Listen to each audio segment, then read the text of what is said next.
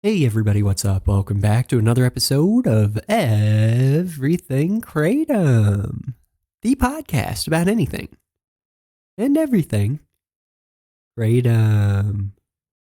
Great to have you with us on this Friday morning, hoping all is well with you out there today as always. Just giving a quick check-in here today. Things are moving. So there was a hearing last night in Livingston Parish, Louisiana, where they were talking about basically making kratom a Schedule 1 substance. That is pretty major. They're trying to prohibit the sale of kratom in the unincorporated areas of Livingston Parish. So this is, kind of in line with what we've been seeing in Louisiana. And it makes me think about how, I don't know, it kind of cracks me up because Louisiana, as far as I can tell, their state legislature already voted on this. They said if the DEA or when the DEA makes kratom illegal on the federal level, then Louisiana will follow. In other words, we will follow, scientific data and analysis and opinions of federal agencies, and we will follow suit. And then, the past couple of years, what we've seen is people in Louisiana who are locally elected or state elected saying, but we should probably ban it on the local level. Just be safe. So it's we're seeing this pop up left and right in those counties. And that state is considering a few different bills for and against it. And then the other thing, Georgia.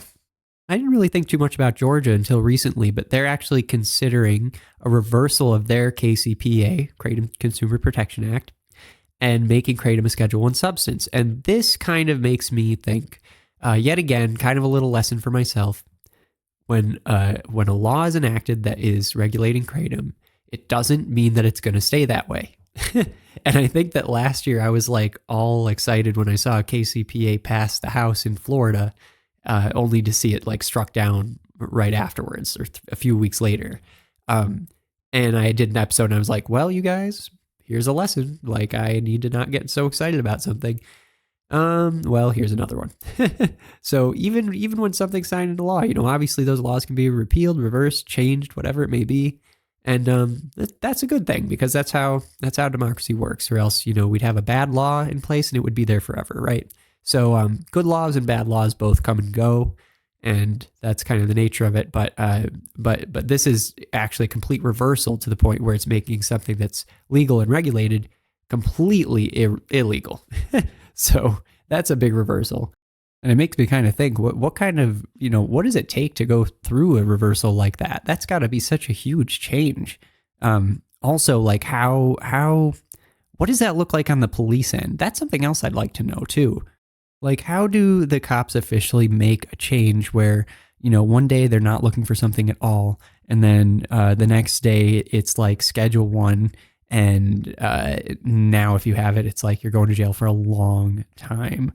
That is such a shift. And do cops even know what they're looking for? Well, of course, I'm sure they get trained at everything. I mean, these aren't mysteries. This is just me being ignorant, but it does make me think about such big changes happening in a short amount of time.